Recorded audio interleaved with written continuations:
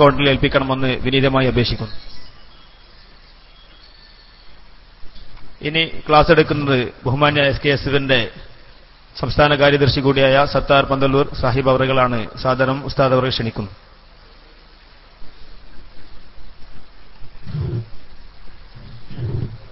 അസ്സലാമു അലൈക്കും വറഹ്മത്തുള്ളാഹി വബറകാതുഹു. ബിസ്മില്ലാഹി വൽഹംദുലില്ലാഹി വസ്സലാത്തു വസ്സലാമു അലാ അഷ്റഫി റസൂലില്ലാഹി വഅലാ ആലിഹി വൽ ഫായിസീൻ ബില്ലാഹ്. റബ്ബി ഇശ്റഹ് ലി സദ്രി വയസ്സിർ ലി അംരി വഹ്ലുൽ ഉഖ്ദതം മിൻ ലിസാനി യഫ്ഖഹു ഖൗലി. സുബ്ഹാനക ലാ ഇൽമ ലനാ ഇല്ലാ മാ അല്ലംതനാ ഇന്നക അൻതൽ അലീമുൽ ഹകീം. ആദരണീയരായ അധ്യക്ഷനവർകളെ,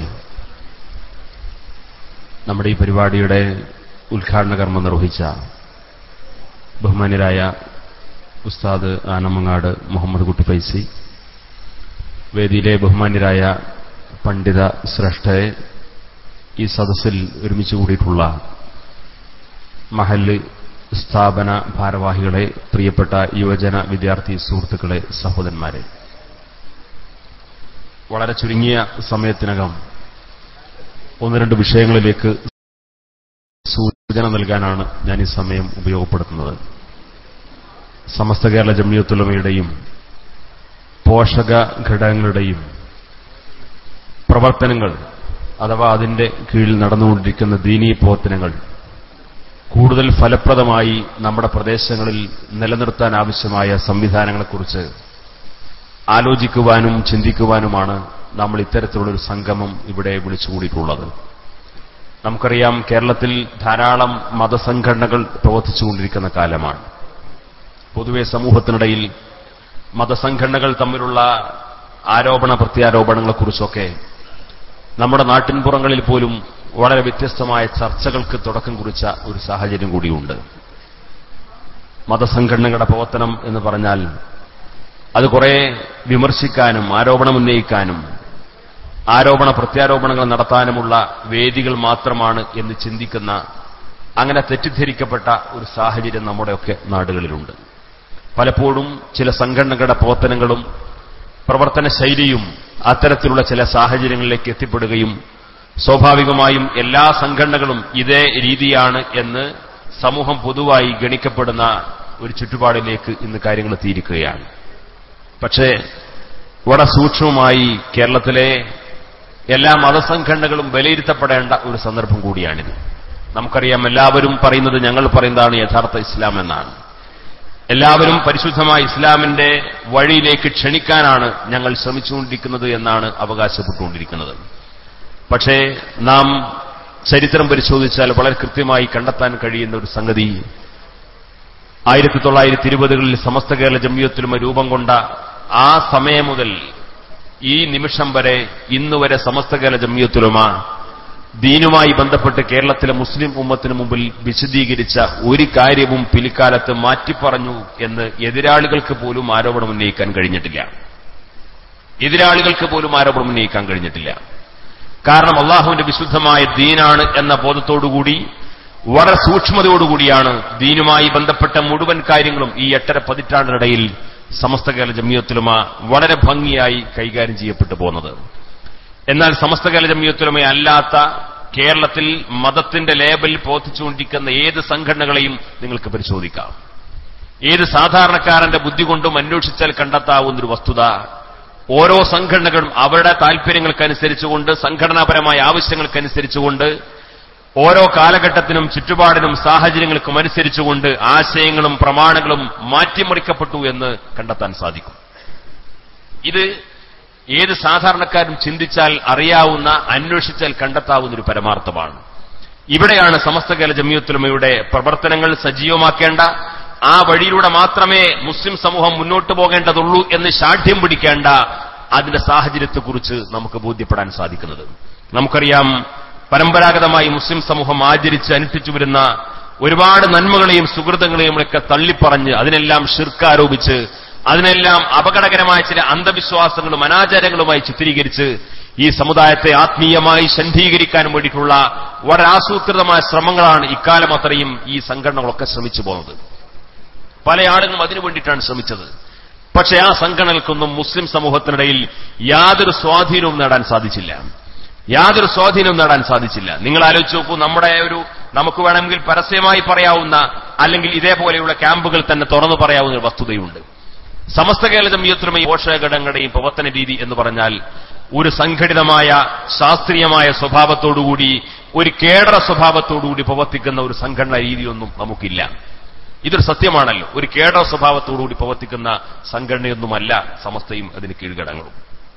അതിന് മഹാരഥന്മാരായ, വിശ്വസ്തരായ, സത്യസന്ധരായ ഒരു പറ്റം നേതാക്കന്മാരുണ്ട്, പണ്ഡിതന്മാരുണ്ട്, സാദാത്തുക്കളുണ്ട്.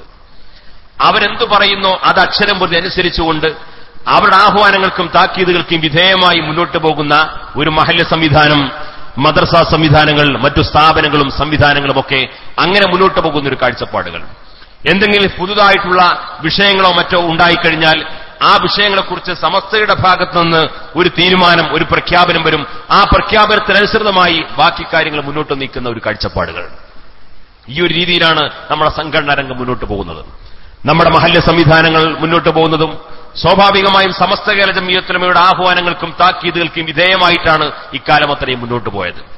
അതുകൊണ്ട് തന്നെ നമ്മുടെ മഹല്ല് സംവിധാനത്തിലേക്ക് ഏതെങ്കിലും ബിദഅഈ പ്രസ്ഥാനക്കാർക്കോ വിഘടിത സംഘടനകൾക്കോ അല്ലെങ്കിൽ മറ്റേതെങ്കിലും ഛിദ്രശക്തികൾക്കോ കടന്നു കയറാൻ ആവശ്യമായിട്ടുള്ള സാഹചര്യങ്ങൾ ഇന്നുവരെ സൃഷ്ടിക്കപ്പെട്ടിട്ടില്ലായിരുന്നു. അവർക്ക് കടന്നു വരാനുള്ള യാതൊരു സാഹചര്യവും ഉണ്ടായിരുന്നില്ല. അങ്ങനെ ഏതെങ്കിലും കക്ഷികൾ കടന്നു വരുമ്പോഴേക്ക്, അവരെന്തെങ്കിലും അവകാശവാദങ്ങൾ ഉന്നയിക്കുമ്പോഴേക്ക്, അവരെന്തെങ്കിലും അവകാശം ചോദിക്കുമ്പോഴേക്ക് പരമ്പരാഗതമായി മുസ്ലിം സമൂഹം കടന്നു വന്ന വഴികളിലൂടെ കേരളത്തിലെ മുസ്ലിം സമൂഹത്തിന്റെ ആധികാരികമായ പണ്ഡിത സഭയായിട്ടുള്ള സമസ്ത കേരള ജമാഅത്താണിത്, ഒരു മദ്രസ സംവിധാനമാണിത്, ഒരു സ്ഥാപനമാണിത്. അതുകൊണ്ട് ആ വഴിയെയാണ് ഈ പതിറ്റാണ്ടുകളായി ഈ സംഘടന അല്ലെങ്കിൽ ഈ മഹല്ല് സംവിധാനം മുന്നോട്ട് പോയിട്ടുള്ളത്. ഇതിന്റെ വഴി അതാണ് എന്ന് തുറന്നു പറയാൻ ആർജവമുള്ള ഉമറാക്കളും ഉലമാക്കളുമുള്ള മഹല്ല് സംവിധാനമാണ് നമുക്കുണ്ടായിരുന്നത്. പക്ഷേ ചില താല്പര്യങ്ങൾക്ക് വേണ്ടി, ചില നിക്ഷിപ്ത താല്പര്യങ്ങൾക്ക് വേണ്ടി അവിടെയെല്ലാം ചില വിഭാഗീയതകൾ സൃഷ്ടിക്കാൻ വേണ്ടിയിട്ടുള്ള ശ്രമങ്ങൾ മറ്റു ചില തൽപര കക്ഷികൾ തുടങ്ങിക്കൊണ്ടിരിക്കുന്ന സാഹചര്യത്തിൽ അറിഞ്ഞോ അറിയാതെയോ അതിന് വശംബദ്ധരായി നിൽക്കുന്ന, അല്ലെങ്കിൽ അതിലൊക്കെ ചില നീക്കുപോക്കുകളാകാമെന്ന് ചില താല്പര്യങ്ങളുടെ പേരിലൊക്കെ ചിന്തിച്ചുകൊണ്ടിരിക്കുന്ന വളരെ അപകടകരമായൊരു മനോഭാവം നമ്മുടെ സമൂഹത്തിൽ പല പ്രദേശങ്ങളും കടന്നു വന്നുകൊണ്ടിരിക്കുന്നു എന്നത് വലിയ അപകടത്തിന്റെ സൂചനയാണ്.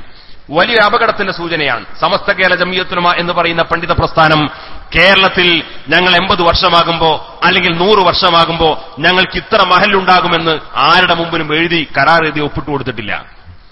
അല്ലെങ്കിൽ സമസ്ത കേരള ജംഇയ്യത്തുലമക്ക് ഇത്ര വർഷം പൂർത്തിയാകുമ്പോ ഈ സംഘടനയ്ക്ക് കീഴിൽ ഇത്ര മദ്രസകൾ ഉണ്ടാകുമെന്ന് ആരുടെ മുമ്പിലും എഴുതി കൊടുത്തിട്ടില്ല. പക്ഷേ അങ്ങനെ സമസ്ത കേരള ജംഇയ്യത്തുലമയുടെ ആഹ്വാനങ്ങൾക്കും താക്കീതുകൾക്കും വിധേയമായി എന്റെ മഹല്ല് സംവിധാനം മുന്നോട്ട് പോകണമെന്ന് നമ്മൾ ചിന്തിക്കേണ്ടതാണ്, നമ്മൾ തീരുമാനമെടുക്കേണ്ടതാണ്. നമ്മൾ അതിനെ പാകപ്പെടുത്തപ്പെട്ട ഒരു സാമൂഹ്യ സംവിധാനത്തെക്കുറിച്ച് ആലോചിക്കേണ്ടതാണ്. നമ്മുടെ സംവിധാനം ഈ നേതൃത്വത്തിന് കീഴിൽ മുന്നോട്ട് പോകേണ്ട സാഹചര്യത്തെക്കുറിച്ച് ചിന്തിക്കുമ്പോഴാണ് സ്വാഭാവികമായും ഈ പരമ്പരാഗതമായ ശൈലിയുടെ അല്ലാതെ മുസ്ലിം സമൂഹത്തെ മുന്നോട്ട് പോകാൻ കഴിയില്ല എന്ന കൃത്യമായ തിരിച്ചറിവുണ്ടായതുകൊണ്ടാണ് ഈ പാരമ്പര്യത്തെ ഇക്കാലം അത്രയും എതിർത്തിരുന്ന, അതിനെ ചോദ്യം ചെയ്തിരുന്ന ബിദഅഈ പ്രസ്ഥാനക്കാരും വിഘടിത സംഘടനകൾ പോലും ആ പാരമ്പര്യത്തിന്റെ വാക്താക്കളായി ഇന്ന് നമ്മുടെ മുമ്പിൽ സംസാരിച്ചുകൊണ്ട് അഭിനയിച്ചുകൊണ്ടിരിക്കുന്നത് എന്ന തിരിച്ചറിവ് നമുക്കുണ്ടാവണം. ഒരു കാലത്ത് മുജാഹിദ് പ്രസ്ഥാനവും ജമാഅത്ത് ഇസ്ലാമിയൊക്കെ രൂക്ഷമായി എതിർത്തിരുന്ന, അവർക്ക് ഉൾക്കൊള്ളാൻ പോലും പ്രയാസപ്പെട്ടിരുന്ന, കേരളത്തിന്റെ പാരമ്പര്യ മുസ്ലിം സമൂഹത്തിന്റെ ഏറ്റവും വലിയ നാഴികക്കല്ലുകളായി ചരിത്രത്തിൽ രേഖപ്പെടുത്തപ്പെട്ട വലിയ വലിയ മഹാരഥന്മാരായ പണ്ഡിതന്മാരെയും അന്നത്തെ നവോത്ഥാന നായകന്മാരെയുമൊക്കെ ഇന്ന് നമ്മളെക്കാൾ കൂടുതൽ അനുസ്മരിക്കാനും അവരെ പുകഴ്ത്തി പറയാനും അവരെ പ്രകീർത്തിക്കാനും ബിദഅഈ പ്രസ്ഥാനക്കാരും തീവ്രവാദ സംഘടനകളും അല്ലെങ്കിൽ വിഘടിത സംഘടനകളും ഒക്കെ മുന്നോട്ട് വന്നുകൊണ്ടിരിക്കുന്നു എന്ന് പറഞ്ഞാൽ അതിന്റെ താല്പര്യം എന്താണ്? ഈ സംഘടനകളൊക്കെ ആ വഴിക്ക് തിരിച്ചു വന്നു എന്നല്ല, പക്ഷേ അവരുടെ പേര് പറഞ്ഞാലേ മുസ്ലിം സമൂഹത്തിലേക്ക് കടന്നു വരാൻ കഴിയൂ എന്ന തിരിച്ചറിവ് അവർക്കുണ്ടായിരിക്കുന്നു. ഈ കാപട്യം നമ്മുടെ സമൂഹത്തിന് മുമ്പിൽ തുറന്നു കാണിക്കാനും അതിനെക്കുറിച്ച് കൂടുതൽ അവബോധം ഉണ്ടാക്കി കൊടുക്കാനും നമുക്ക് നമ്മുടെ സംഘടനാ പ്രവർത്തനത്തിന്റെ ഭാഗമായിട്ട് സാധിക്കണം. ഷെയ്ഖ് സൈനുദ്ദീൻ മഖ്ദൂമിന്റെ തുഹ്ഫത്തുൽ മുജാഹിദിനെ കുറിച്ച് വലിയ ചർച്ചകൾ നടത്തുന്നു ഇവിടെ ബിദഅഈ പ്രസ്ഥാനക്കാർ. ഇന്ത്യയിൽ ആദ്യത്തെ ചരിത്ര ഗ്രന്ഥമായിട്ടുള്ള തുഹ്ഫത്തുൽ മുജാഹിദിൻ എന്ന ആ ഗ്രന്ഥത്തെക്കുറിച്ച് വലിയ സെമിനാറുകൾ നടത്തുന്നു. അത് വലിയ ചരിത്ര ഗ്രന്ഥമാണെന്ന് പറഞ്ഞുകൊണ്ടിരിക്കുന്നു. അത് ചരിത്ര ഗ്രന്ഥമാണ്, അതിലൊന്നും ആർക്കും സംശയമില്ല. പക്ഷേ ആ തുഹ്ഫത്തുൽ മുജാഹിദീൻ എഴുതിയ ഷെയ്ഖ് സൈനുദ്ദീൻ മഖ്ദൂമിനെയും മഖ്ദൂം പാരമ്പര്യത്തെയും പ്രകീർത്തിക്കുന്ന ബിദഈ പ്രസ്ഥാനക്കാർ എന്തുകൊണ്ട് അതേ മഖ്ദൂമി പാരമ്പര്യത്തിലൂടെ കടന്നുവന്ന മങ്കൂസ് മൗലൂദിനെ കുറിച്ച് എന്തുകൊണ്ട് പറയുന്നില്ല? അതേ മഖ്ദൂമി പാരമ്പര്യത്തിലൂടെ കടന്നുവന്ന ആശയപരമായ സുന്നത്ത് ജമാഅത്തിന്റെ പ്രാമാണികമായ കാഴ്ചപ്പാടുകൾ അംഗീകരിക്കപ്പെട്ട ലോകത്ത് പോലും വിഖ്യാതമായ ഗ്രന്ഥമായ കർമ്മശാസ്ത്ര ഗ്രന്ഥമായ മഖ്ദൂമി പാരമ്പര്യത്തിലൂടെ കടന്നുവന്ന ഫതുഹുൽ മൊയ്നെ കുറിച്ച് എന്തുകൊണ്ട് ബിദഈ പ്രസ്ഥാനക്കാർ പറയുന്നില്ല? അപ്പൊ മഖ്ദൂം പാരമ്പര്യത്തിലൂടെ കടന്നുവന്ന രചനകളെല്ലാം മുസ്ലിം സമൂഹത്തിന് ആധികാരികമായി സ്വീകരിക്കപ്പെടാവുന്ന സംഗതിയാണെന്ന് മുജാഹിദ് പ്രസ്ഥാനക്കാരനും ജമാഅത്ത് ഇസ്ലാമിക്കാരനും ഇവിടെ പ്രചരിപ്പിക്കുമ്പോൾ അതേ മഖ്ദൂമി പാരമ്പര്യത്തിലൂടെ കടന്നുവന്നതാണ് കർമ്മശാസ്ത്ര മേഖലയിലെ നമ്മുടെ ആധികാരിക ഗ്രന്ഥമായിട്ടുള്ള ഫതുഹുൽ മൊയ്ൻ. ആ ഫതുഹുൽ മൊയ്നെ കുറിച്ച് ഇവരുടെ അഭിപ്രായം എന്താണ്? ഫതുഹുൽ മൊയ്ൻ എന്ന് പറയുന്നത് കേരളത്തിലെ കേവലം പള്ളി ദർസുകളിൽ മാത്രം ഓതിപ്പടിക്കുന്ന ഒരു ഗ്രന്ഥമായിട്ട് ചുരുക്കിക്കളയേണ്ടതില്ല. കേരളത്തിൽ രചിക്കപ്പെട്ട ഏതെങ്കിലും ഒരു ഗ്രന്ഥം 14 ഭാഷകളിലേക്ക് ട്രാൻസ്ലേറ്റ് ചെയ്തുകൊണ്ട് ലോകത്ത് ഇസ്ലാമികമായ വിജ്ഞാനീയങ്ങളിൽ ഏറ്റവും കൂടുതൽ പ്രചാരം നേടിയിട്ടുള്ള ഒരു മലയാളക്കരയിൽ രചിക്കപ്പെട്ട ഗ്രന്ഥം ഏതുണ്ട് എന്ന ചോദ്യത്തിനുത്തരം അത് ആര് രചിക്കപ്പെട്ടതുമല്ല, മലയാളത്തിൽ രചിക്കപ്പെട്ടതല്ല, മറ്റേതെങ്കിലും സാഹിത്യകാരന്മാർ രചിക്കപ്പെട്ടതല്ല. ഇവിടുത്തെ കേരളത്തിൽ അറിയപ്പെടുന്ന ഒരു സാഹിത്യ രചന പോലും 14 ഭാഷകളിലേക്ക് ട്രാൻസ്ലേറ്റ് ചെയ്യപ്പെട്ടുകൊണ്ട് ഇന്നും ലോകത്ത് പഠനം നടത്തിക്കൊണ്ടിരിക്കുന്നു എന്ന് പറയപ്പെടാവുന്ന ഒരു ഗ്രന്ഥമുണ്ടെങ്കിൽ അത് ഷെയ്ഖ് സൈനുദ്ദീൻ മഖ്ദൂമിന്റെ ഫതുഹുൽ മൊയ്നാണ് ഇന്ന് നമ്മുടെ പള്ളി ദർസുകളിൽ ഓതി പഠിച്ചുകൊണ്ടിരിക്കുന്ന ഗ്രന്ഥം. അപ്പൊ മഖ്ദൂം പാരമ്പര്യത്തെ മുജാഹിദുകാരനും ജമാഅത്തെ ഇസ്ലാമിക്കാരനും ഇന്ന് പ്രകീർത്തിച്ചുകൊണ്ടിരിക്കുന്നു. മഖ്ദൂം രചിച്ചിട്ടുള്ള തുഹ്ഫത്തുൽ മുജാഹിദീൻ എന്ന ഗ്രന്ഥത്തെക്കുറിച്ച് പറഞ്ഞുകൊണ്ടിരിക്കുന്നു. പക്ഷേ അതേ മഖ്ദൂമി പാരമ്പര്യത്തിലൂടെ കടന്നുവന്ന അഹ്ലുസുന്നത്ത് വൽ ജമാഅയുടെ ആശയാദർശങ്ങൾ പ്രചരിപ്പിക്കാനും പഠിപ്പിക്കാനും വിരചിതമായിട്ടുള്ള വിശ്വപ്രസിദ്ധമായ ഗ്രന്ഥമായ ഫതുഹുൽ മൊയ്നെ കുറിച്ച് ഇവർ മൗനം പാലിക്കുമ്പോൾ ഇവരുടെ കാപട്യം ഇതിലൂടെ തുറന്നു പറയാൻ നമുക്ക് സാധിക്കും. ഫതുഹുൽ മുബീൻ എന്ന ചരിത്ര ഗ്രന്ഥം എഴുതിയ ഖാലി മുഹമ്മദിനെ കുറിച്ച് ഇവർ പ്രകീർത്തിക്കുന്നു.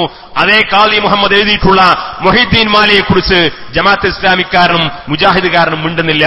മാത്രമല്ല ആ ഖാലി മുഹമ്മദ് എഴുതിയിട്ടുള്ള ഈ മൊഹീദ്ദീൻ മാലയെ കുറിച്ച് ഇന്നവർ പ്രചരിപ്പിച്ചുകൊണ്ടിരിക്കുന്നത് മൊഹീദ്ദീൻ മാല ഖാലി മുഹമ്മദ് രചിക്കപ്പെട്ടതല്ല, അത് ആര് രചിച്ചു എന്ന് പോലും ഇന്ന് കൃത്യമായ നിശ്ചയമില്ല എന്ന് പറഞ്ഞുകൊണ്ട് അതിന്റെ പേരിൽ തെറ്റിദ്ധാരണയും ആശയക്കുഴപ്പവും സൃഷ്ടിക്കാനും വേണ്ടി ശ്രമിച്ചുകൊണ്ടിരിക്കുന്നു.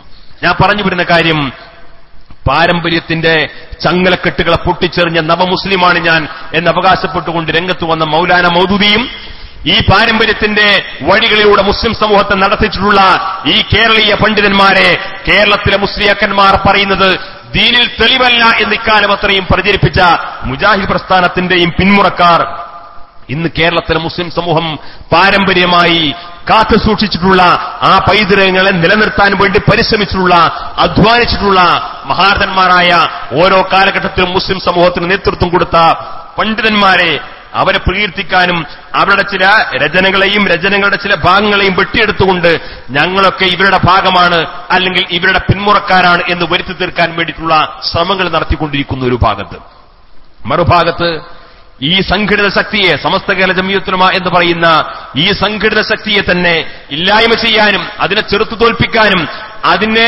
അതിന്റെ എല്ലാ സ്വാധീനത്തെയും അംഗീകാരത്തെയും വില കുറച്ച് കാണിച്ചുകൊണ്ട് ഈ സമൂഹത്തിൽ മേൽക്കൈ നേടാൻ വേണ്ടി ശത്രുക്കളുടെ സഹായത്തോടുകൂടി സംഘടനക്കകത്ത് വിഭാഗീയതയുണ്ടായി പുറത്തു പോകേണ്ടി വന്ന ഒരു വിഭാഗം ആളുകൾ 1989 സമസ്ത കേരള ജംഇയ്യത്തുൽ ഉലമയിൽ നിന്ന് മാറ്റി നിർത്തപ്പെട്ട വിഭാഗം ഈ സമസ്ത കേരള ജംഇയ്യത്തുൽ ഉലമക്ക് നിലനിൽക്കാൻ അവകാശമില്ല.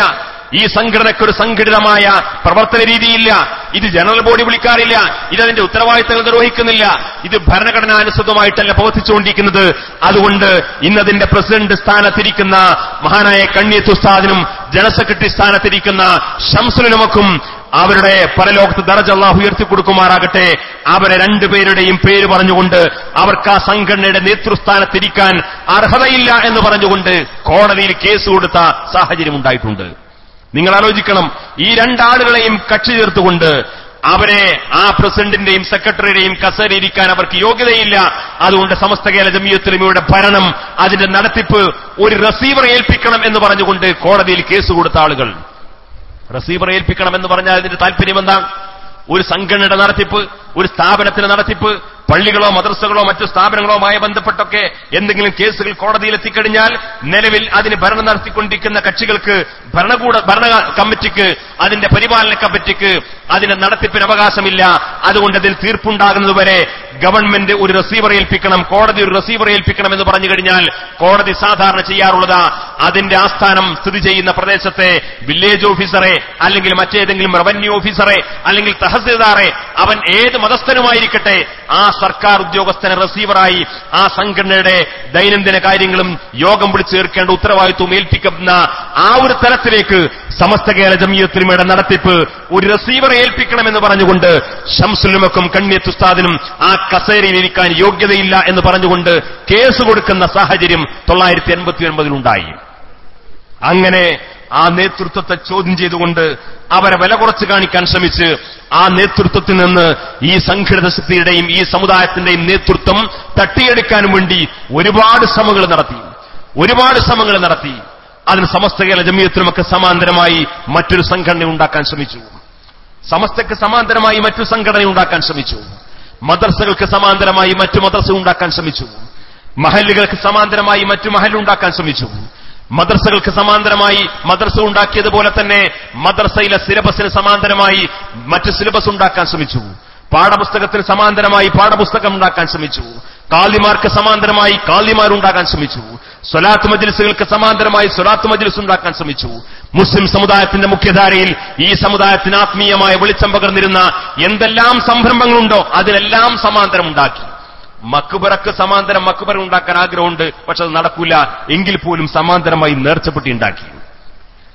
അങ്ങനെയെങ്കിലും സമാന്തരമുണ്ടാക്കി ഈ സമൂഹത്തിൽ ഭിന്നിപ്പുണ്ടാക്കി. ഇവർക്കൊരേ ഒരു ലക്ഷ്യം മാത്രമേ ഉണ്ടായിരുന്നുള്ളൂ. കേരളത്തിലെ മുസ്ലിം സമൂഹത്തിന്റെ നേതൃത്വം സമസ്ത കേരള ജംഇയ്യത്തുൽ ഉലമയിലും പാണക്കാട് സാദാത്യങ്ങളിലുമാണ്.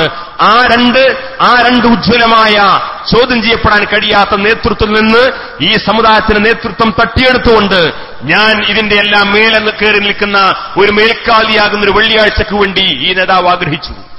അതിനുവേണ്ടി എന്തെല്ലാം ചെയ്തു? പാണക്കാട് സയ്യിദ് കുടുംബത്തെ ആക്ഷേപിച്ചില്ലേ? പാണക്കാട് സയ്യിദ് കുടുംബത്തോടുള്ള വിരോധത്തിൽ ഒരിഞ്ച് പോലും കുറവ് സംഭവിച്ചിട്ടില്ല എന്നതിന്റെ ഏറ്റവും വലിയ ഉദാഹരണമാണ് ഈ ഏതാനും ആഴ്ചകൾക്ക് മുമ്പ് കണ്ണൂരിൽ 300 ചില്ലാനും വരുന്ന മഹല്ലുകളുടെ കാളിയായി മഹാനായ സയ്യിദ് ഹൈദർ അലി ശിഹാബ് തങ്ങൾ ചുമതലയേറ്റപ്പോ അത് കേവലം ഗ്രൗണ്ട് കാളിയായി മാറിയതല്ല, 300 ചില്ലാനും മഹല്ലുടെ കാളിയായി എന്ന് പറഞ്ഞു കഴിഞ്ഞാൽ ഓരോ മഹല്ലുകളുടെയും മഹല്ല് ഭാരവാഹികൾ, ഉത്തരവാദപ്പെട്ട ആളുകൾ സയ്യിദ് ഹൈദർ അലി ശിഹാബ് തങ്ങൾ അടുക്കൽ വന്നുകൊണ്ട് പ്രത്യേകം ബൈഅത്ത് ചെയ്തുകൊണ്ട് കാളിയായ ആ മഹല്ല് സംവിധാനത്തിന്റെ കാളിയായി കണ്ണൂർ ജില്ലയിൽ ഏതാനും ആഴ്ചകൾക്ക് മുമ്പ് പാണക്കാട് സയ്യിദ് ഹൈദർ അലി ശിഹാബ് തങ്ങൾ കാളി സ്ഥാനം ഏറ്റെടുത്തുകൊണ്ട് അതിന് ചുമതലയേറ്റപ്പോ ആ കാളി സ്ഥാനത്തെ ചോദ്യം ചെയ്ത ഏക വിഭാഗം ഏതെങ്കിലും ബിദഈ പ്രസ്ഥാനമല്ല, ഏതെങ്കിലും കള്ളത്തൊരീക്കത്തുകാരല്ല, ഏതെങ്കിലും തീവ്രവാദ സംഘടനയല്ല, സാക്ഷാൽ കാന്തപുരം എ പി അബൂബക്കർ മുസ്ലിയാരുടെ നേതൃത്വത്തിലുള്ള വിഘടിത വിഭാഗമാണ് പാണക്കാട് സയ്യിദ് ഹൈദർ അലി ശിഹാബ് തങ്ങളെ കാളി സ്ഥാനത്തെ ചോദ്യം ചെയ്തത്. 1989 കഥയല്ല ഞാൻ പറഞ്ഞത്, ഈ 2014 ഏതാനും ആഴ്ചകൾക്ക് മുമ്പ് കണ്ണൂർ ജില്ലയിൽ സംഭവിച്ചതാണ്. അങ്ങനെ ഇപ്പോഴും പാണക്കാട് സാദാത്യങ്ങൾക്കെതിരെയും സമസ്ത കേരള ജംഇയ്യത്തുൽ ഉലമയ്ക്കെതിരെയും നിരന്തരമായി പ്രവർത്തിച്ചുകൊണ്ടിരിക്കുന്ന, അതിനെ ചോദ്യം ചെയ്തുകൊണ്ടിരിക്കുന്ന, ആ നേതൃത്വത്തെ അംഗീകരിക്കാൻ വൈമനസ്യം കാണിച്ചുകൊണ്ടിരിക്കുന്ന, ആ നേതൃത്വത്തിന് സമാന്തരമായി ഇന്നും പ്രവർത്തിച്ചുകൊണ്ടിരിക്കുന്ന ആളുകളോട് മഹല്ല് സംവിധാനത്തിൽ മഹല്ല് തലങ്ങളിൽ എന്ത് പൊരുത്തമാണ്, എന്ത് നീക്കുപോക്കുകളാണ് ഒരു സത്യവിശ്വാസിക്ക് ചെയ്യാൻ സാധിക്കുക? മാത്രമല്ല ഇത്രയും കാലം ഈ വിഭാഗവുമായി നമ്മളുണ്ടായിരുന്ന അഭിപ്രായ വ്യത്യാസം സംഘടനാപരമായ അഭിപ്രായ വ്യത്യാസമായിരുന്നു. സംഘടനാപരമായ അഭിപ്രായ വ്യത്യാസം, അവരും നമ്മളും തമ്മിൽ ആശയപരമായ അഭിപ്രായ വ്യത്യാസമില്ല.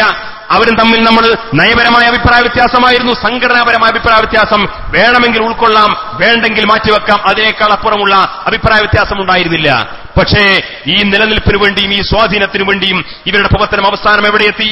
ഹബീബായ റസൂലുള്ളാഹി സ്വല്ലല്ലാഹു അലൈഹി വസല്ലം തങ്ങളെപ്പോലും വിപണിയിലെ മാർക്കറ്റിലെ കച്ചവട ചരക്കാക്കി ഉപയോഗപ്പെടുത്തുന്ന ഒരു വൃത്തികെട്ട സമീപനത്തിലേക്ക് വരെ ഈ വിഭാഗം എത്തിയെങ്കിൽ ഇന്ന് ആ വിഭാഗവുമായി മുസ്ലിം സമുദായമുള്ള അഭിപ്രായ വ്യത്യാസം ആശയപരമായ അഭിപ്രായ വ്യത്യാസമാണ്, അടിസ്ഥാനപരമായ അഭിപ്രായ വ്യത്യാസമാണ്. ഈ അഭിപ്രായ വ്യത്യാസത്തെ മറന്നുകൊണ്ട് മഹല്ല് സംവിധാനത്തിൽ മദ്രസ സംവിധാനത്തിൽ ഈ നാട്ടിലെ ദീനീ പ്രവർത്തന മേഖലയിൽ ഇവരുമായി എന്ത് നീക്കുപോക്കിനാണ് നമുക്ക് സാധ്യമാവുക എന്ന് എന്റെ പ്രിയപ്പെട്ട സഹോദരന്മാർ ആലോചിക്കണം. ഹബീബായ റസൂലുള്ളാഹി സ്വല്ലല്ലാഹു അലൈഹി വസല്ലം തങ്ങളുമായി ബന്ധപ്പെട്ടുകൊണ്ട് മുസ്ലിം സമൂഹത്തിന് മുമ്പിൽ എന്ത്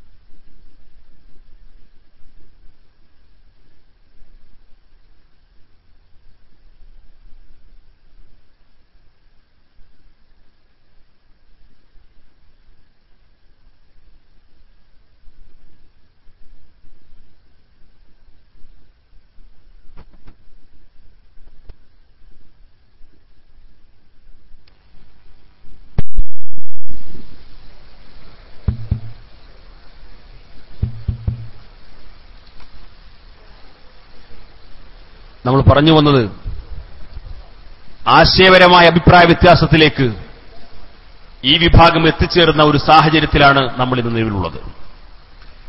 ഇത്രയും കാലം സംഘടനാപരമായ അഭിപ്രായ വ്യത്യാസമായിരുന്നുവെങ്കിൽ ആശയപരമായ ഒരു അഭിപ്രായ വ്യത്യാസത്തിലേക്ക് മുസ്ലിം ലോകത്ത് ഇന്നുവരെ കേട്ടുകേൾവിയില്ലാത്ത വിധത്തിലുള്ള വളരെ അപകടകരമായ ചില ശീലങ്ങളും ശൈലികളും മുസ്ലിം സമൂഹത്തിലേക്ക് കടത്തിക്കൊണ്ടുവന്നുകൊണ്ട് ഈ സമുദായത്തെ സമൂഹമധ്യത്തിൽ ഏറെ അപമാനിതമാക്കിയിട്ടുള്ള ഒരു സാഹചര്യത്തിലേക്ക് ഈ വിഭാഗം എത്തിച്ചേർന്നിരിക്കുന്നു. അതുകൊണ്ട് ഏതെങ്കിലും സംഘടനാപരമായ മറ്റുമുള്ള വിമർശനങ്ങൾക്ക് വേണ്ടിയിട്ടല്ല ഞാൻ ഈ സമയം ഉപയോഗപ്പെടുത്തുന്നത്.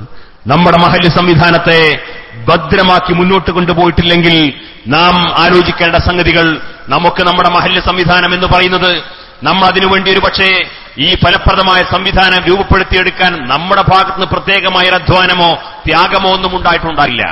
നമ്മുടെ മരണപ്പെട്ടുപോയ പൂർവ്വസൂരികളായ നമ്മുടെ പിതാക്കന്മാർ, പിതാമഹന്മാർ അവരധ്വാനിച്ചുകൊണ്ട് കഷ്ടപ്പെട്ടുകൊണ്ട് ഈ സമുദായത്തിന് ഒരുമിച്ചുകൂടാനും ഈ സമുദായത്തെ ഐക്യത്തോടുകൂടി മുന്നോട്ട് കൊണ്ടുപോകാനും സാധ്യമാകുന്ന രീതിയിലുള്ള ഒരു മഹല്ല് സംവിധാനവും ഒരു ജുമാഅത്ത് പള്ളിയും മദ്രസാ സംവിധാനങ്ങളും അവിടുത്തെ ദീനിയായ ശിക്ഷണം ലഭ്യമാക്കാൻ ആവശ്യമായ സംരംഭങ്ങളുമൊക്കെ ഉണ്ടാക്കിക്കൊണ്ട് വളരെ അഭിമാനകരമായ ഒരു ചുറ്റുപാടിലേക്ക് നമ്മുടെ നാടിനെ വളർത്തിക്കൊണ്ടുവന്നിട്ടുണ്ടെങ്കിൽ അവിടെ താൽപര്യങ്ങൾക്ക് വിരുദ്ധമായി, അവിടെ ആഗ്രഹങ്ങൾക്ക്, അഭിലാഷങ്ങൾക്ക് വിരുദ്ധമായി നമ്മുടെ മഹല്ല് സംവിധാനത്തെ പ്രവാചകർ സ്വല്ലല്ലാഹു അലൈഹി വസല്ലം തങ്ങളെപ്പോലും നിന്ദിക്കാൻ ദാർഢ്യം കാണിച്ച അത്തരം വിഭാഗങ്ങൾക്ക് വേണ്ടിയോ അല്ലെങ്കിൽ ഏതെങ്കിലും വിദായി പ്രസ്ഥാനങ്ങൾക്ക് വേണ്ടിയോ നമ്മുടെ ചില താൽക്കാലികമായ ലാഭങ്ങൾക്ക് വേണ്ടിയോ താൽപര്യങ്ങൾക്ക് വേണ്ടിയോ അത്തരം ആളുകൾക്ക് വേണ്ടി ഈ അനുഗ്രഹീതമായ സംവിധാനത്തിന്റെ അതിന് നീക്കുപോക്കുകൾ നടത്തിക്കൊണ്ട് പുതിയ ചില അഡ്ജസ്റ്റ്മെന്റുകൾക്ക് തയ്യാറാക്കുന്ന സാഹചര്യങ്ങൾ ഒരിക്കലും ഉണ്ടായിക്കൂടാ എന്ന് സാന്ദർഭികമായി സൂചിപ്പിക്കുകയാണ്. മഹല്ല് സംവിധാനമായ മാർഗത്തിലേറെയാണ് കേരള ജംഇയ്യത്തുൽ ഉലമയാണ്. സമസ്ത കേരള ജംഇയ്യത്തുൽ ഉലമയെ മാറ്റി നിർത്തിക്കൊണ്ട് കേരളത്തിൽ ഇസ്ലാമിനെ സമഗ്രമായി, ആധികാരികമായി, പ്രാമാണികമായി അവതരിപ്പിക്കാൻ കഴിഞ്ഞിട്ടുള്ള മറ്റൊരു സംഘടനയെ, മറ്റൊരു മതസംഘടനയെ നമുക്ക് ചൂണ്ടിക്കാണിക്കാൻ കഴിയില്ല. ജമാഅത്തെ ഇസ്ലാമി നിരന്തരമായി മാറ്റി പറഞ്ഞുകൊണ്ടിരിക്കുന്നു. ആദ്യം പറഞ്ഞതല്ല ഇപ്പോൾ പറഞ്ഞുകൊണ്ടിരിക്കുന്നത്. തബ്ലീഗ് ജമാഅത്ത് ആദ്യം പറഞ്ഞതല്ല ഇപ്പോൾ പറഞ്ഞുകൊണ്ടിരിക്കുന്നത്. കേരളത്തിലെ ഏത് മതസംഘം നിങ്ങൾക്ക് പരിശോധിച്ച് നോക്കിയാൽ കാണാൻ സാധിക്കും. മുജാഹിദ് പ്രസ്ഥാനം നിരന്തരമായി ഭിന്നിച്ചുകൊണ്ടിരിക്കുന്നു, നിരന്തരമായി വിഭാഗീയ പ്രവർത്തനം നടന്നുകൊണ്ടിരിക്കുന്നു. അവർ തന്നെ എത്ര ഗ്രൂപ്പുകളാണ് ഇപ്പോൾ ഉള്ളത് എന്ന് ചോദിച്ചു കഴിഞ്ഞാൽ അവിടെ സംഘടനാ ഓഫീസിൽ തന്നെ ചോദിച്ചാൽ അവർക്കൊരു പക്ഷേ നിലവിലുള്ള ഗ്രൂപ്പുകാരോട് ഫോൺ ചെയ്ത് അന്വേഷിക്കേണ്ട സാഹചര്യമാണുള്ളത്. അത്രയും ഗ്രൂപ്പുകളായി മുജാഹിദ് പ്രസ്ഥാനം ചേരിതിരിഞ്ഞുകൊണ്ടിരിക്കുന്നു. എല്ലാവരും ഇസ്ലാമാ പറഞ്ഞുകൊണ്ടിരിക്കുന്നത്, എല്ലാവരും വിശുദ്ധ ഖുർആനാണ് ഉദ്ധരിച്ചുകൊണ്ടിരിക്കുന്നത്. പക്ഷേ ഇതെല്ലാം സ്വന്തം സംഘടനാപരമായ താൽപര്യങ്ങൾക്ക് വേണ്ടി, സ്വന്തം സാമ്പത്തികമായ താൽപര്യങ്ങൾക്ക് വേണ്ടി, നിക്ഷിപ്തമായ താൽപര്യങ്ങൾക്ക് വേണ്ടി മതസംഘടനയുടെ ലേബൽ നിന്നുകൊണ്ട് ഇങ്ങനെ സംഘടനാപരമായ വിഭാഗീയതകളും ഭിന്നിപ്പുകളും ചേരിതിരിവുകളും നമ്മുടെ സമൂഹത്തിൽ നമ്മൾ വളരെ നിരന്തരം കണ്ടുകൊണ്ടിരിക്കുന്ന സാഹചര്യത്തിൽ അള്ളാഹുവിന്റെ വിശുദ്ധമായ ദീനനുസരിച്ചുകൊണ്ടാണ് എന്റെ മഹല്ല് സംവിധാനം മുന്നോട്ട് പോകേണ്ടത് എന്ന് ഒരു സത്യവിശ്വാസി ചിന്തിക്കുമ്പോൾ അവന് സ്വാഭാവികമായും സത്യസന്ധമായ അന്വേഷണത്തിലൂടെ കണ്ടെത്താൻ കഴിയുന്ന ഒരേ ഒരു നേതൃത്വം അത് സമസ്ത കേരള ജംഇയ്യത്തുൽ ഉലമയുടെ നേതൃത്വമാണ്. അത് സമസ്ത കേരള ജംഇയ്യത്തുൽ ഉലമയുടെ നേതൃത്വമാണ്. ആ സമസ്ത കേരള ജംഇയ്യത്തുൽ ഉലമക്ക് ഒന്നാം സ്ഥാനം കൊടുക്കുന്ന, സമസ്ത കേരള ജംഇയ്യത്തുൽ ഉലമക്ക് ഒന്നാം സ്ഥാനം കൊടുക്കുന്ന ഒരു സംവിധാനത്തിലേക്ക് നമ്മുടെ മഹല്ല് സംവിധാനം കടന്നു വരണം. ഞങ്ങൾ എസ്കെഎസ്എഫിന്റെ ചില ക്യാമ്പുകളിൽ ഇത്തരത്തിലുള്ള ചില പ്രസംഗങ്ങൾ നടത്തിയതിന്റെ പേരിൽ ഇപ്പോൾ പലയിടത്തും വലിയ ചർച്ചകൾ നടന്നുകൊണ്ടിരിക്കുകയാണ്. അത്രേ എസ്കെഎസ്എഫുകാർ പറഞ്ഞുകൊണ്ടിരിക്കുകയാണ്, SOSന്റെ ക്യാമ്പുകളിലും സമ്മേളനത്തിലും പറഞ്ഞുകൊണ്ടിരിക്കുകയാണ് സമസ്തക്ക് ഒന്നാം സ്ഥാനം കൊടുക്കുന്നു എന്ന് അവർ പറയുന്നു, സമസ്തക്ക് ഒന്നാം സ്ഥാനം കൊടുക്കുന്നു എന്ന് പറയുന്നു. അത് വലിയൊരു പാതകമായിട്ടൊക്കെ ചർച്ച ചെയ്യപ്പെടുന്ന ആളുകളുണ്ട്. സമസ്തക്ക് ഒന്നാം സ്ഥാനമല്ല, ഒന്നാം സ്ഥാനവും അവസാന സ്ഥാനവും സമസ്ത കേരള ജംഇയ്യത്തുൽ ഉലമക്ക് കൊടുക്കുന്ന ഒരു സംവിധാനത്തിലേക്കാണ് കേരളത്തിലെ മുസ്ലിം സമൂഹം വളർന്നു വരേണ്ടത്. ആ ഒന്നാം സ്ഥാനം കൊടുക്കേണ്ടത് സംഘടനാപരമായ ഒന്നാം സ്ഥാനത്തെക്കുറിച്ചല്ല, അടിസ്ഥാനപരമായി ദീനിയായ മാർഗത്തിലൂടെ, ദീനിയായ ശിക്ഷണത്തിലൂടെ നമ്മുടെ മഹല്ല് സംവിധാനം വളർന്നു വരണം. രാഷ്ട്രീയം ദീനിന് വിധേയമായിരിക്കണം, സാംസ്കാരിക പ്രവർത്തനങ്ങൾ ദീനിന് വിധേയമായിരിക്കണം, വിദ്യാഭ്യാസ പ്രവർത്തനങ്ങൾ ദീനിന് വിധേയമായിരിക്കണം. ഏത് മേഖലയിൽ പ്രവർത്തിക്കുന്നവരാണെങ്കിലും അതെല്ലാം ദീനിന് വിധേയമായിരിക്കണം. ദീൻ എന്താണ് കേരളത്തിലെ മുസ്ലിം സമൂഹത്തിനിടയിൽ ആധികാരികമായി പഠിപ്പിച്ചത് ആരാണ് എന്ന് ചോദിച്ചു കഴിഞ്ഞാൽ അത് സമസ്ത കേരള ജംഇയ്യത്തുൽ ഉലമയാണ്. സമസ്തയും ദീനും സുന്നത്ത് ജമാഅത്തും എന്നൊക്കെ പറയുന്നത് രണ്ടും മൂന്നും വിഭാഗങ്ങളായി തരംതിരിക്കേണ്ടതില്ല. കേരളത്തിൽ ദീൻ പഠിപ്പിച്ചത് സമസ്ത കേരള ജമിയത്തുലമയാണ്. അതുകൊണ്ട് സമസ്ത കേരള ജമിയത്തുലമയുടെ ആഹ്വാനങ്ങൾക്കും താക്കീതുകൾക്കും വിധേയമായി മുന്നോട്ട് പോകുന്ന സമസ്ത കേരള ജമിയത്തുലമയുടെ ആഹ്വാനങ്ങൾക്കും താക്കീതുകൾക്കും ഒന്നാം സ്ഥാനം കൊടുക്കുന്ന ഒരു മഹല്ല് സംവിധാനമാണ് നമുക്കുണ്ടായി വരേണ്ടത്. ആ ഒരു തലത്തിലേക്ക് നമ്മുടെ മഹല്ല് സംവിധാനത്തെയും നമ്മുടെ ദീനീയ സംരംഭങ്ങളെയും കൊണ്ടുവരുമ്പോഴാണ് നമ്മുടെ നാട്ടിൽ ദീനിയായ അന്തരീക്ഷം ഉണ്ടാവുക, ദീനിയായ ചുറ്റുപാടുണ്ടാവുക. ഈ സമുദായത്തെ വഴിതെഴുപ്പിക്കാത്ത, ഈ സമുദായത്തിൽ തെറ്റിദ്ധാരണയില്ലാത്ത, ഈ സമുദായത്തിൽ ആശയക്കുഴപ്പം സൃഷ്ടിക്കാതെ മതത്തിന്റെ പേരിൽ ഭിന്നിപ്പില്ലാത്ത ഒരു നല്ല കാലം ഇനിയും നമുക്ക് നിലനിൽക്കണമെങ്കിൽ കഴിഞ്ഞ 8.5 പതിറ്റാണ്ട് കാലം ഈ സമുദായത്തെ ആ വഴിയിലൂടെ കൊണ്ടുപോയ ഒരേ ഒരു നേതൃത്വം അത് സമസ്ത കേരള ജമിയത്തുലമയുടെ നേതൃത്വമാണ്. ആ നേതൃത്വത്തിന് കീഴിൽ തന്നെ നമ്മുടെ മഹല്ല് സംവിധാനത്തെ മുന്നോട്ട് കൊണ്ടുപോകാൻ ആവശ്യമായ പരിശ്രമമാണ് നമ്മൾ നടത്തേണ്ടത്. നാം മനസ്സിലാക്കേണ്ടത് നമ്മുടെ മഹല്ല് സംവിധാനത്തിൽ നുഴഞ്ഞുകയറ്റക്കാർ വർദ്ധിച്ചുകൊണ്ടിരിക്കുന്ന കാലമാണിത്. നുഴഞ്ഞുകയറ്റക്കാർ വർദ്ധിച്ചുകൊണ്ടിരിക്കുന്ന കാലം. അവർ സമസ്തയായി അഭിനയിച്ചുകൊണ്ടിരിക്കുന്നു, അവർ സമസ്തയുടെ പ്രവർത്തകരായി അഭിനയിച്ചുകൊണ്ടിരിക്കുന്നു, അവർ മദ്രസയിൽ കയറിക്കൂടുന്നു, മഹല്ല് സംവിധാനത്തിൽ കയറിക്കൂടുന്നു.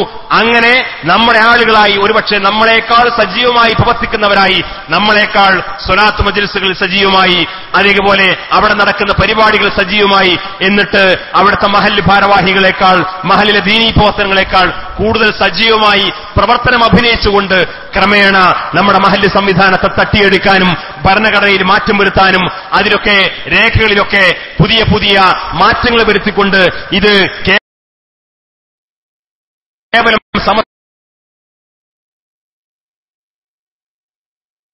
സമസ്തയുടേത് മാത്രമല്ല അവതരിപ്പിച്ചുകൊണ്ട് പള്ളിയിൽ ാനും എല്ലാവരുടെയും ആശയങ്ങൾ അനുസരിച്ചുകൊണ്ടുള്ള ആചാരമര്യാദകൾ പള്ളിയിൽ നടത്തണമെന്ന് ആവശ്യം ഉന്നയിക്കാനും, അങ്ങനെ ആവശ്യം ഉന്നയിച്ചുകൊണ്ട് ഒരു പൊതു ചർച്ചയിലേക്ക് വിഷയമെത്തുമ്പോൾ അവസാനം ഇവിടെ ഒന്നും വേണ്ട, ഒരു സംഘടനയും വേണ്ട, വന്നതുപോലെ തന്നെ പോയാൽ മതി, അതുകൊണ്ട് ഒരു സംഘടനയെക്കുറിച്ചും പറയണ്ട, ഒരു സമസ്തയെക്കുറിച്ചും പറയണ്ട, ഒരു സ്ഥാപനത്തെക്കുറിച്ചും പറയണ്ട എന്നൊക്കെ പറഞ്ഞുകൊണ്ട് ഒന്നുമില്ലാത്തൊരവസ്ഥയിലേക്ക്, ഒരു വരണ്ട ചുറ്റുപാടിലേക്ക് നമ്മുടെ മഹല്ല് സംവിധാനത്തെ കൊണ്ടുപോകാനുള്ള ആസൂത്രിതമായ ശ്രമങ്ങൾ നടന്നുകൊണ്ടിരിക്കുന്നുണ്ട്. നമ്മുടെ കാരണവന്മാര് തന്നെ, നമ്മുടെ രക്ഷിതാക്കൾ തന്നെ മസ്ലഹത്ത് ഉദ്ദേശിച്ചുകൊണ്ട് നമ്മൾ തന്നെ ചിലപ്പോൾ അറിയാതെ പറഞ്ഞു പോകാറുണ്ട്, ഇവിടെ ഈ സംഘടനാ പോത്തന അങ്ങോട്ടും ഇങ്ങോട്ടൊക്കെ സംഘടനാ പോത്തന നടന്നുകൊണ്ടല്ലേ ഇവിടെ അങ്ങോട്ടും ഇങ്ങോട്ടും മറുപടിയും വിശദീകരണമൊക്കെ വെക്കേണ്ടി വന്നത്, അതുകൊണ്ട് ഒന്നും വേണ്ട, ഇവിടെ ഒരു സംഘടനയും വേണ്ട, ഇവിടെ പള്ളിയിൽ ഉസ്താദും ഞങ്ങൾ മഹല്ല് കമ്മിറ്റിക്കാരും മാത്രം മതി എന്നൊക്കെ പറയുന്ന ആളുകളുണ്ട്. ശരിയാണ്, ഈ പള്ളിയിൽ ഉസ്താദും ഈ മഹല്ല് കമ്മിറ്റിക്കാരും ഖിയാമത്ത് നാൾ വരെ ജീവിച്ചിരിക്കുമെന്നും അവർ ഈ ദൌത്യം നിർവഹിക്കുമെന്നും ഉറപ്പുണ്ടെങ്കിൽ ഒരുപക്ഷെ സംഘടനയുടെ ആവശ്യമില്ല. പക്ഷേ ഇവിടെ നാം മനസ്സിലാക്കേണ്ടത്, എന്റെ പ്രിയപ്പെട്ട രക്ഷിതാക്കന്മാർ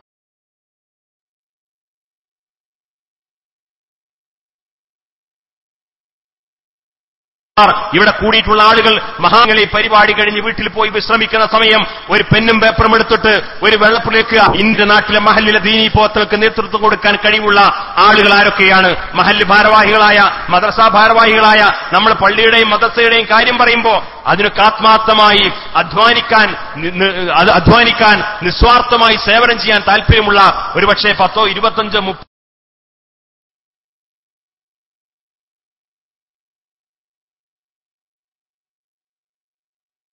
30 പേരുകൾ നമുക്ക് എഴുതാൻ കഴിയും. സത്യസന്ധര 10, 35 കഴിഞ്ഞാൽ 5 വർഷം കഴിഞ്ഞാൽ എന്റെ മഹല്ലിൽ സംഘടനാ പ്രവർത്തനം വേണ്ട, എന്റെ മഹല്ലിൽ വിഭാഗീയ പ്രവർത്തനം വേണ്ട, ഈ വന്നതുപോലെ തന്നെ ഞങ്ങൾ മഹല്ല് കമ്മിറ്റിക്കാർ ഇതൊക്കെ നടത്തിക്കൊള്ളും എന്ന ആ അഹംഭാവത്തോടുകൂടി അല്ലെങ്കിൽ ആത്മവിശ്വാസത്തോടുകൂടി കഴിഞ്ഞുകൊണ്ടിരിക്കുന്ന എന്റെ പ്രിയപ്പെട്ട സഹോദരന്മാർ ആ പേപ്പറൊന്ന് മറച്ചു വെച്ചിട്ട് 5 വർഷം കഴിഞ്ഞാൽ എന്റെ മഹല്ലിന് നേതൃത്വം കൊടുക്കാൻ പറ്റുന്ന ആളുകൾ, എന്റെ മദ്രസക്ക് നേതൃത്വം കൊടുക്കാൻ പറ്റുന്ന ആളുകൾ, എന്റെ നാട്ടിലെ ദീനീ പ്രവർത്തനങ്ങൾക്ക് നേതൃത്വം കൊടുക്കാൻ പറ്റുന്ന ആളുകൾ, ഞാൻ മറുഭാഗത്ത് എഴുതിയിട്ടുള്ള 30 പേരെ മാറ്റിവെച്ചിട്ട് പുതുതായിട്ടുള്ള മറ്റൊരു 25, 30 പേരുകൾ നിങ്ങളത് എഴുതാൻ ശ്രമിച്ചു നോക്ക്.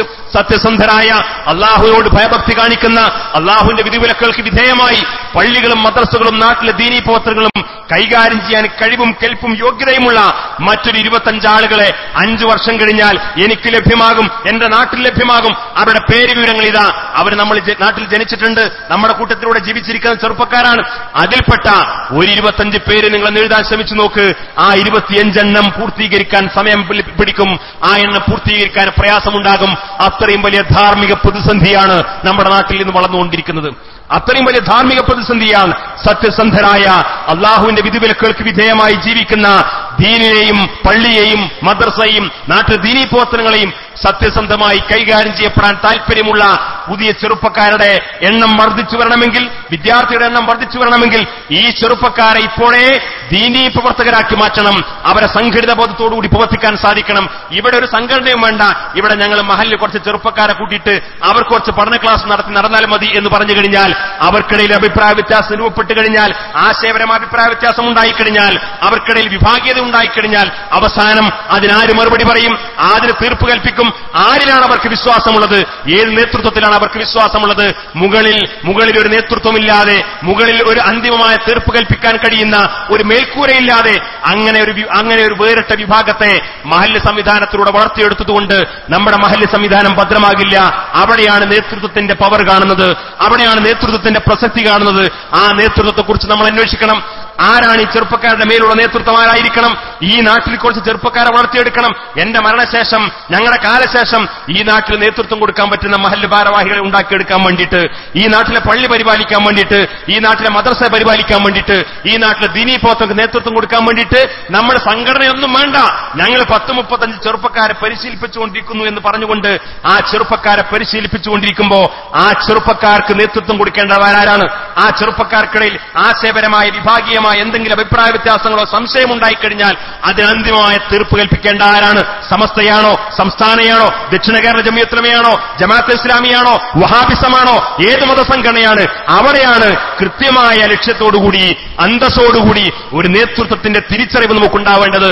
സമസ്ത കേരള ജമിയത്തുൽ ഉലമയല്ലാതെ മറ്റൊരു നേതൃത്വത്തെ മതപരമായ കാര്യത്തിൽ തീർപ്പ് കൽപ്പിക്കാൻ വേണ്ടി ഇന്നത്തെ കേരളീയ ഭൂമികയിൽ ഇന്ന് കണ്ടെത്താൻ സാധിക്കില്ല. അതുകൊണ്ടാണ് പറയുന്നത്, മഹല്ല് സംവിധാനത്തിൽ SKSSF-ന്റെ പ്രവർത്തനങ്ങൾ സജീവമാക്കണം, സുന്നി യുവജന സംഘത്തിന്റെ പ്രവർത്തനങ്ങൾ സജീവമാക്കണം, സുന്നി മഹല്ല് ഫെഡറേഷൻ സജീവമാകണം. അങ്ങനെ സമസ്തയും കീഴ്ഘടകങ്ങളും സജീവമായി പ്രവർത്തിക്കുന്ന, അതിന്റെ ആഹ്വാനങ്ങൾക്കും താക്കീതുകൾക്കും വിധേയമായി പ്രവർത്തിക്കുന്ന നേതൃത്വത്തിന്റെ ആഹ്വാനങ്ങൾക്ക് വിധേയമായി അതിന് സർക്കുലർ അനുസരിച്ചുകൊണ്ട് നമ്മുടെ മഹല്ല് സംവിധാനത്തിൽ ദീനീ പ്രവർത്തനം നടക്കുന്നൊരു ചുറ്റുപാടുണ്ടായിക്കഴിഞ്ഞാൽ, നമ്മൾ മരണപ്പെട്ടു പോയാലും അടുത്ത തലമുറകൾ മാറി മാറി വന്നാലും നമ്മുടെ പൂർവ്വസൂരികളായ ആളുകൾ നമ്മുടെ മഹല്ല് സംവിധാനത്തിൽ എന്തെല്ലാം ദീനീയ അന്തരീക്ഷം സ്വപ്നം കണ്ടിരുന്നുവോ ആ ദീനീയ അന്തരീക്ഷം എല്ലാ കാലത്തും നിലനിൽക്കാൻ കഴിയുന്ന ഒരു അന്തരീക്ഷത്തെ നിലനിർത്താൻ നമുക്ക് സാധ്യമാവുക. അതുകൊണ്ട് സംഘടനയെ മാറ്റിവെച്ചുകൊണ്ട്, നേതൃത്വത്തെ മാറ്റിവെച്ചുകൊണ്ട്, ഈ നേതൃത്വത്തിന്റെ കീഴിലുള്ള ആ പ്രവർത്തന രീതിയെ മാറ്റിവെച്ചുകൊണ്ട് എന്റെ മഹല്ല് ഭദ്രമാണ് എന്നത് വിഡ്ഢികളുടെ അന്ന് അവകാശപ്പെടുന്നത്, ആരെങ്കിലും അവകാശപ്പെടുന്നുണ്ടെങ്കിൽ അവർ വിഡ്ഢികളുടെ സ്വർഗത്തിലാണ് എന്ന് വിനയപൂർവ്വം പറയാൻ ആഗ്രഹിക്കുകയാണ്. അതുകൊണ്ട് സംഘടനാപരമായ ഒരു താല്പര്യത്തിന് വേണ്ടിയിട്ടല്ല ഇത് പറയുന്നത്. അതിനേക്കാൾ അപ്പുറം ദീനിയായ താല്പര്യമാണ്. കേരളത്തിലെ മുസ്ലിം ഉമ്മത്ത് കഴിഞ്ഞ 8 പതിറ്റാണ്ടുകാലം മുന്നോട്ട് പോയ വഴി അതാണ്. ആ വഴിയിലൂടെ മുസ്ലിം സമൂഹത്തിന് ഒരിക്കലും അപകടമുണ്ടായിട്ടില്ല, ഒരിക്കലും ദോഷമുണ്ടായിട്ടില്ല. ഈ സമുദായത്തിന് അനുഗ്രഹങ്ങൾ വർദ്ധിച്ചു വന്നിട്ടേ ഉള്ളൂ എന്ന തിരിച്ചറിവ് നമുക്കുണ്ടാവണം. അതുകൊണ്ട് ഞാൻ അവസാനിപ്പിക്കുന്നു. ഈ സംഗമം പിരിഞ്ഞുകൊണ്ട് നമ്മൾ നാട്ടിലെത്തിയാൽ നമ്മുടെ മഹല്ല് സംവിധാനത്തെ ഭദ്രമാക്കാൻ ആവശ്യമായിട്ടുള്ള പരിശ്രമങ്ങൾ ഉണ്ടാവണം, പ്രവർത്തനങ്ങൾ ഉണ്ടാകണം. അതിനുവേണ്ടി ചെറുപ്പക്കാരുടെയും വിദ്യാർത്ഥികളുടെയും യോഗങ്ങൾ വിളിച്ചു ചേർക്കണം. അവിടെ സജീവമായ ചർച്ചകൾ നടക്കണം. അഹ്ലുസുന്നത്ത് വൽ ജമാഅയുടെ ആശയാദർശങ്ങളിൽ ഊന്നിക്കൊണ്ട് പ്രവർത്തിക്കുന്ന ഒരു സംഘടനാ സംവിധാനം നമ്മുടെ മഹല്ല് സംവിധാനത്തിൽ രൂപപ്പെടുത്തിക്കൊണ്ടല്ലാതെ നമ്മുടെ മഹല്ലിന്റെ ഭദ്രതയെ കാത്തു സൂക്ഷിക്കാൻ സാധിക്കില്ല. മഹല്ല് സംവിധാനം ഇന്നത്തെ നിയമപരമായ പ്രവർത്തനങ്ങളിലൊക്കെ വേണ്ട കാര്യങ്ങൾ സമയബന്ധിതമായി നിർവഹിക്കുന്ന സാഹചര്യം ഉണ്ടാകണം. മഹല്ല് കമ്മിറ്റിയിൽ ആരെങ്കിലും ബഹളമുണ്ടാക്കുമ്പോൾ ഇതാണ് ഞങ്ങളുടെ ആധാരം, ഇതാണ് ഞങ്ങളുടെ പേപ്പറുകൾ, ഇത്ര ഞങ്ങളുടെ കയ്യിലുള്ള മിനിറ്റ്സ് ബുക്ക് ഉള്ളൂ എന്ന് പറഞ്ഞിട്ട് സമസ്തയുടെ ഓഫീസിലോ അല്ലെങ്കിൽ ഏതെങ്കിലും വക്കീൽമാരുടെ മുമ്പിൽ വന്നുകൊണ്ട് നമ്മുടെ മഹല്ലിനെ രക്ഷപ്പെടുത്താൻ കഴിയില്ല. മഹല്ല് ഭാരവാഹികളെ സംബന്ധിച്ചിടത്തോളം നിയമപരമായി രേഖകൾ ശരിപ്പെടുത്തേണ്ട ഉത്തരവാദിത്തങ്ങൾ സമയബന്ധിതമായി കൃത്യമായി ശരിപ്പെടുത്തേണ്ട ഉത്തരവാദിത്വം മഹല്ല് ഭാരവാഹികൾക്കുണ്ട്. മഹല്ല് ഭാരവാഹികൾ സമയബന്ധിതമായി അതിന്റെ നടപടിക്രമങ്ങൾ പൂർത്തീകരിച്ചിട്ടില്ലെങ്കിൽ നമ്മുടെ ഒരു അലംഭാവം കാരണം നമ്മുടെ പള്ളിയും മദ്രസയും സ്ഥാപനങ്ങളും നഷ്ടപ്പെട്ടു പോകാനും, നമ്മുടെ ഈ സ്ഥാപനങ്ങൾക്ക് വേണ്ടി അധ്വാനിച്ച, അതിനുവേണ്ടി പ്രാർത്ഥിച്ച, അതിനുവേണ്ടി ത്യാഗം ചെയ്ത ആളുകളുടെ ആ താല്പര്യത്തിന് വിരുദ്ധമായ ഏതെങ്കിലും ആശയഗതിക്കാരുടെ കൈകളിൽ നമ്മുടെ മഹല്ലും സംവിധാനവും എത്തിപ്പെടുന്ന സാഹചര്യം ഉണ്ടായിക്കഴിഞ്ഞാൽ അതിന്ന് കൈകാര്യം ചെയ്യപ്പെട്ടുകൊണ്ടിരിക്കുന്ന, അതിന് നേതൃത്വം നൽകിക്കൊണ്ടിരിക്കുന്ന നമ്മുടെ മോശമാണ്, നമ്മുടെ പാതകമാണ്. അത് നാളെ ആ യഥാർത്ഥ വാക്കിഫിന്റെ ഉദ്ദേശ ലക്ഷ്യങ്ങളിൽ നിന്ന് മാറിപ്പോയി മറ്റേതെങ്കിലും ആശയഗതിക്കാർ കൈകാര്യം ചെയ്യപ്പെടുന്ന സാഹചര്യത്തിലേക്ക് എന്റെ അലംഭാവം കൊണ്ട്, എന്റെ ഒരു വീഴ്ച കൊണ്ട് അത്തരത്തിലുള്ള അബദ്ധങ്ങൾ സംഭവിച്ചുവെങ്കിൽ ഞാൻ നാളെ റബ്ബിന്റെ കോടതിയിൽ മറുപടി പറയാൻ ബാധ്യസ്ഥരാണ് എന്ന തിരിച്ചറിവ് ഇത് കൈകാര്യം ചെയ്യപ്പെടുന്ന ആളുകൾക്കിടയിൽ ഉണ്ടാവണം. അതുകൊണ്ട് മഹല്ല് സംവിധാനത്തെ രേഖകളും നടപടിക്രമങ്ങളും ഒക്കെ കൃത്യമായും സമയബന്ധിതമായും പൂർത്തീകരിച്ചുകൊണ്ട് സമസ്ത കേരള ജംഇയ്യത്തുൽ ഉലമയുടെ ആഹ്വാനങ്ങൾക്കും താക്കീതുകൾക്കും വിധേയമായി മുന്നോട്ട് പോകാൻ നമുക്ക് സാധിക്കണം. ഇത് സമസ്തയുടെ കാലമാണ്. ആരൊക്കെ എന്തൊക്കെ പറഞ്ഞാലും എന്തെല്ലാം ചെറുതാക്കി കാണിക്കാൻ ശ്രമിച്ചാലും ഇത് സമസ്ത കേരള ജംഇയ്യത്തുൽ ഉലമയുടെ കാലമാണ്. സമസ്ത കേരള ജംഇയ്യത്തുൽ ഉലമ ഒരു മുഖപത്രം തുടങ്ങുന്നു, ഒരു സുപ്രഭാതം എന്ന് പറയുന്ന ദിനപത്രം തുടങ്ങുന്നു എന്ന് പറഞ്ഞു കേൾക്കുമ്പോഴേക്ക്, അതിന്റെ ആഹ്വാനം നടന്നപ്പോഴേക്ക് നമ്മുടെ മദ്രസയിലെ പാവങ്ങളായ അധ്യാപകന്മാർ, മുഅല്ലിം സഹോദരന്മാർ അവരൊക്കെ ഓരോ വീടുകളിൽ കയറിക്കൊണ്ട് നിങ്ങളിതിന് വരിക്കാരായി ചേരണമെന്ന് പറയുമ്പോൾ ഇവിടുത്തെ പല മുത്തശ്ശി പത്രങ്ങളെ പോലും അമ്പരപ്പിച്ചുകൊണ്ടുള്ള വലിയൊരു വിജയവും വലിയൊരു ക്യാമ്പയിനും നടത്താൻ ഈ സംഘടനയ്ക്ക് സാധിച്ചെങ്കിൽ ജനങ്ങൾ സമസ്ത കേരള ജംഇയ്യത്തുൽ ഉലമയുടെ പിന്നിലാണ്. ജനങ്ങൾ സമസ്ത കേരള ജംഇയ്യത്തുൽ ഉലമയുടെ ആഹ്വാനങ്ങൾക്കും താക്കീതുകൾക്കും കാതോർത്തിൽക്കുകയാണ് എന്ന കാര്യത്തിൽ യാതൊരു തർക്കവുമില്ല. സുപ്രഭാതം ഇൻഷാ അല്ലാഹ് ഓഗസ്റ്റ് 1-ാം തീയതി നമ്മുടെ കൈകളിലെത്താൻ വേണ്ടി പോകുന്നു. ഇനിയും വരിക്കാരാകാൻ ബാക്കിയുള്ള ആളുകളെ വരിക്കാരാക്കുവാനും കൂടുതൽ ജനങ്ങളിലേക്ക് അതിന്റെ കോപ്പികൾ എത്തിക്കാനും ആവശ്യമായ പ്രവർത്തനങ്ങൾ ഇനിയും നമ്മുടെ ഭാഗത്തുണ്ടാവണം.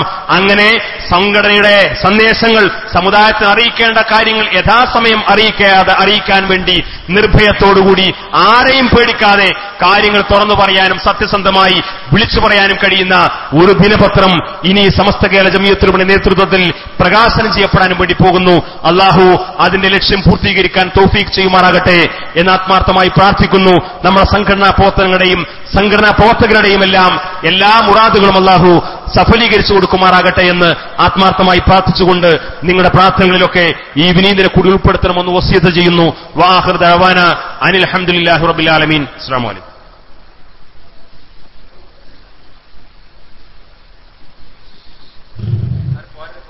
അസ്സലാമു അലൈക്കും. ഒരു പ്രധാന കാര്യം അറിയിക്കാൻ എണീറ്റുന്നതാണ്. ബഹുമാനപ്പെട്ട ഹമീദ് ഫൈസി ഇവിടെ എത്തിയിട്ടുണ്ട്. നമ്മുടെ പരിപാടി മഗ്‌രിബ് നിസ്കരിച്ച ഉടൻ തന്നെ വീണ്ടും ആരംഭിക്കും. നമ്മുടെ കൊണ്ടോട്ടി ആസ്ഥാനമായി